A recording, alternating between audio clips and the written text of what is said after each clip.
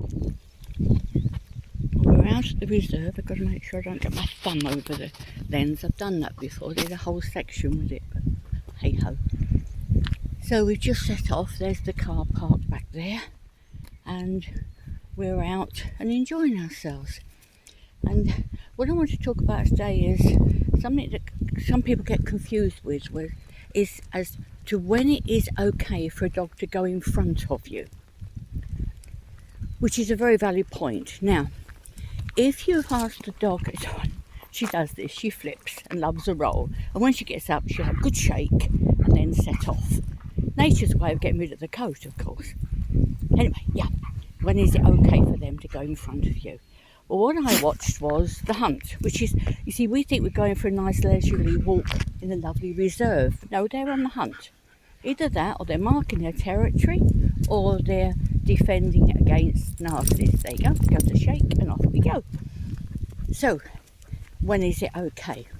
Right, well, when the hunt takes place, the leader, the lead male, signals, and please don't ask me how he does it, I just think it's wonderful they've got their secret, to the rest of the pack, we're off.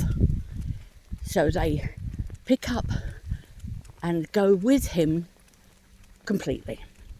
So the leader chooses the time, the pace they move. They don't charge off, they've got to conserve energy, and also the direction. He's the most experienced hunter out of the lot. Just must check down. Sometimes cars come down here and we have to move to one side. So the leader's leading. So you do that by having taught your dog to walk with good manners by your side without lead. You know, never introduce a lead until you've taught them what you want them to do. Then, when you have done that and they know to walk by your side with good manners, I always use a slip lead for that, and they get to know that the feel of that slip lead relaxing around their neck is a signal to walk by your side. So I've combined the two, taught them to walk with good manners, and then got them to do the same with the lead on. So when people say, how do you stop a dog pulling? It's simple. You never let it start. It's just not rocket science, is it? But anyway, so when they're on slip lead, which are currently around my neck, because for them the difference is when they're on long line, which I'll explain. I know I've covered this before, but it does, I often get, new people to the method saying to me, well, what's the difference? If say you're out in the countryside and this is an appropriate place to let a dog loose, of course, being an RSPB reserve, it is not. But if it were, you would look around and think, all nice and safe, nobody coming, perfect. You would slip their lead off their neck, and my request to mine was always, good play, and off they shot. They would still keep an eye on me and stay fairly close, so they could go in any direction, even in front. And how this relates to the natural world of the dog, i.e. the hunt, is that when the prey, the herd of prey are found, the leader gets them on the move, helped by the pack. Oh, here comes a car.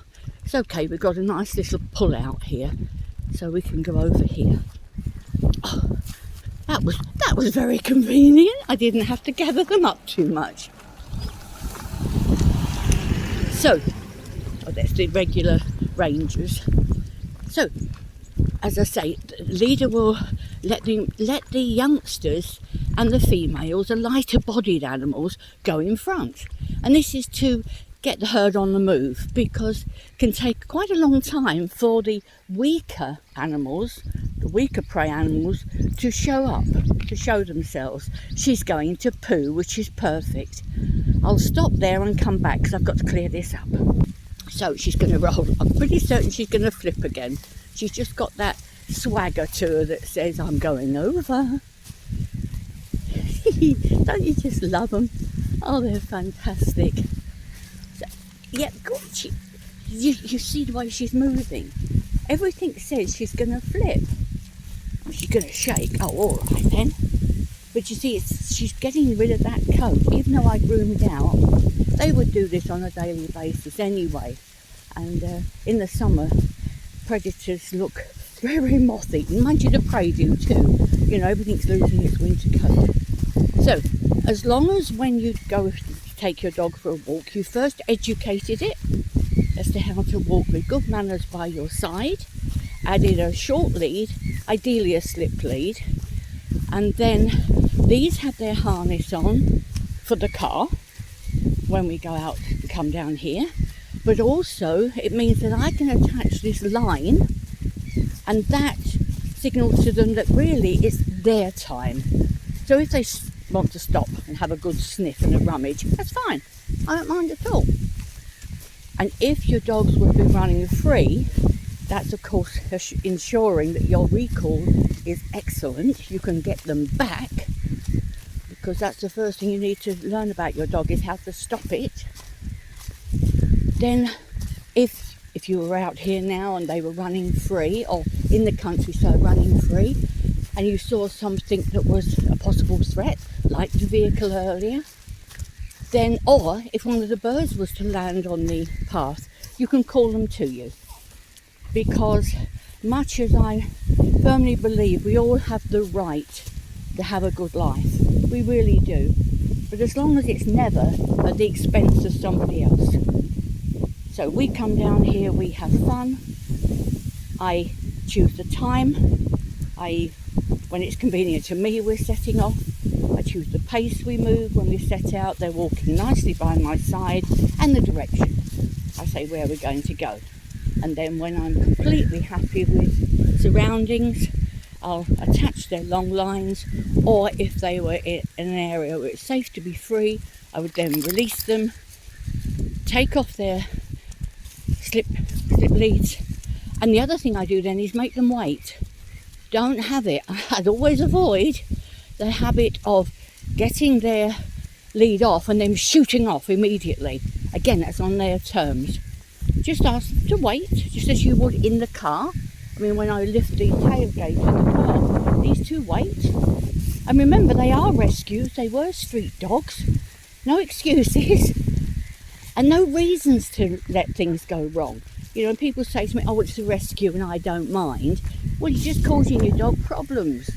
So it really is time to take the crazy out of life. So we can now enjoy this. And when we get back, I'll collect them up before we get to the car park, and I will put them back onto slip lead, and they walk by my side back to the car. By the way, that kicking back that they do, two reasons for it. Most people know that it does spread their scent, but it also means that they get their scent of their own urine on their feet.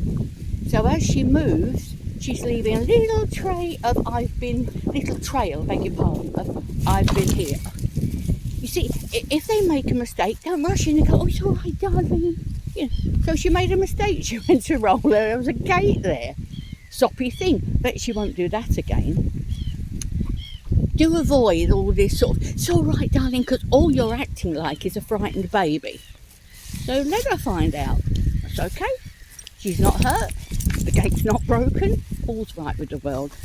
Yeah, that's what she wanted. Another roll it, scratch it.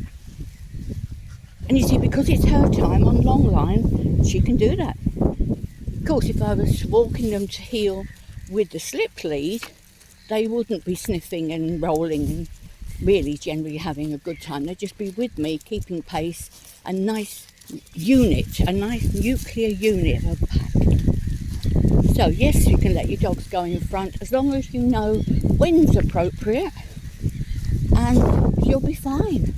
So yes, they can go in front of me. They don't put strain on the lead, as you can see. That's because any strain on the lead, even on a harness, is uncomfortable. And they know that, as I do. So, you know, and never think that if a dog pulls on a lead around its neck, it's okay with it, because it hurts no matter what. So, again, we take all of the crazy out and have a great life. Don't we, Ty? There you go, boy. Come on, love.